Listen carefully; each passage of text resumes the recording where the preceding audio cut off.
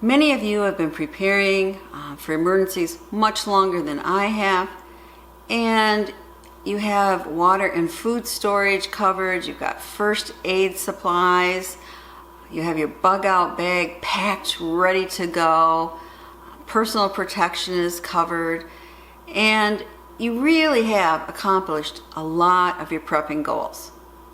And you can be proud of that. In fact, give yourself a big pat on your back, but beware, because you have to be careful of something, and that something is complacency. Now, the Merriam-Webster Dictionary defines complacency as self-satisfaction, especially when accompanied by unawareness of actual danger or deficiencies. When it comes to safety, complacency can be dangerous. Are any of us truly prepared? I really think some of us maybe a little bit more than others, but it's really a journey, and it's a never-ending journey. I don't think there is that final spot to get to in prepping. And one of the things about that journey is we need to revisit milestones periodically that we accomplished and check and see if those preps or whatever we've done is still working, hasn't expired, etc. So I'd like to share with you some of my problems, and it's a little bit of complacency and maybe oversight, but I thought maybe this would help you. So water storage, I got the creek on our property, we have our own well, and I even put in a manual, well, I didn't put it in, but I had somebody put in a manual water pump in the basement so I can still pump water even when we don't have electricity and the well pump isn't working. So I really kind of have water covered. I also have an emergency filter and bucket kit ready to go in case I need it, and I have numerous personal filters. But when's the last time I checked that water pump system? Over a year ago. How do I know it still works? I should be periodically checking that as part of my preps to make sure I really am covered for water. Now, I didn't make a video of this, but I was really proud of myself. I thought it was good to have some gasoline on hand. So each month I was buying a 5-gallon gasoline can and filling it up and putting the month on it. And then my plan was, in a year's time, I would take out that can, put it into my vehicle, and fill it up again. So at the end of the year, I would actually have 60 gallons of gas, which isn't bad to have on hand. Well, I started that when I had my van. And then about a year and a half, maybe it's even been 2 years ago, I bought a used Jeep. Well, the Jeep has a Hemi engine, and guess what? My husband says I shouldn't be putting in just regular, I should at least put in mid-grade. So I have regular gas stored. And now I'm in the process of having my son put it in his car, but you know what? It's not really that much fun to take gas out of a gas can and put it into a car, and then you have to go and fill it up. So, great plan. I started out fantastic, but I haven't followed through. Chicken feed.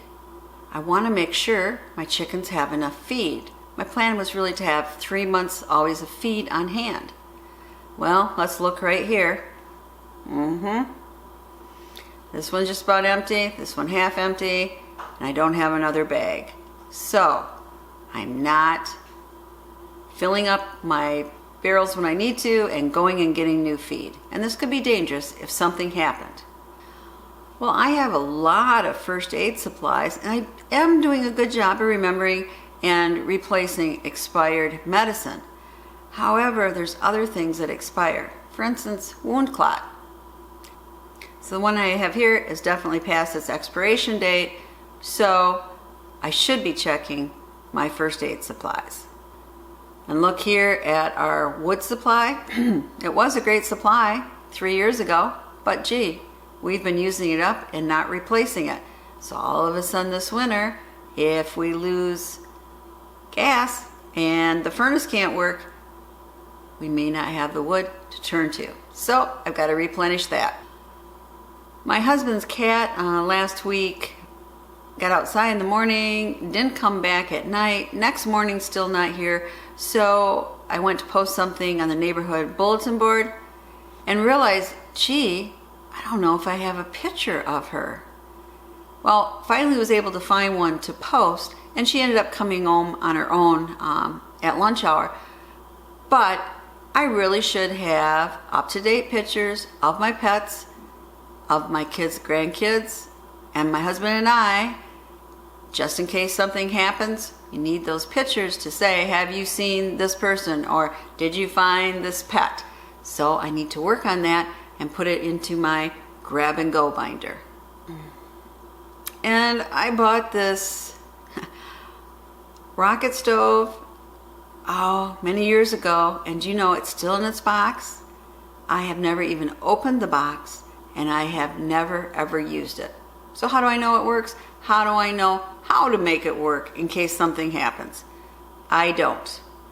Right now it's just taking up space on a shelf in the basement. And I started making manuals, kind of like what happens if we lose power, what supplies do we have. So if something would happen, I'm not home, another family member would know what we have on hand, where it is, and how to use it.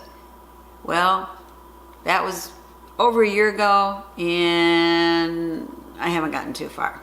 But it's something I know I really need to do. Because just because I know things, it doesn't mean everybody in the household does. And SHTF can happen when I'm not at home. So I want my loved ones to still be safe. Jordy Prepper, he resides in Great Britain. He was doing a campaign every 6 months, hashtag check your preps. And that's a great idea. And that's some of what I'm talking about here. Don't just check off, I've done this, I've done this, I've done this, I've reached my goal. Hey, I'm done now. My prepping is completed. You gotta make sure that what you have on hand works, that little critters and varmints haven't got into your stored food. All kinds of other things can happen. It is really a continual process for prepping. It is not something that you reach the goal and you sit back and gloat. So be careful about complacency. It can happen to any of us. I just shared some of the things that I realized I'm slipping on, and I'm sure there's a lot more. Anyway, I'd like to hear if you have ever gotten complacent, and if so, what you need to work on below. Please don't let me think that I'm the only one that suffers from this. This is Prepper Potpourri who says, please subscribe, share the knowledge, thumbs up if you like this video, and as always, thank you so much for your support and your comments. Thank you.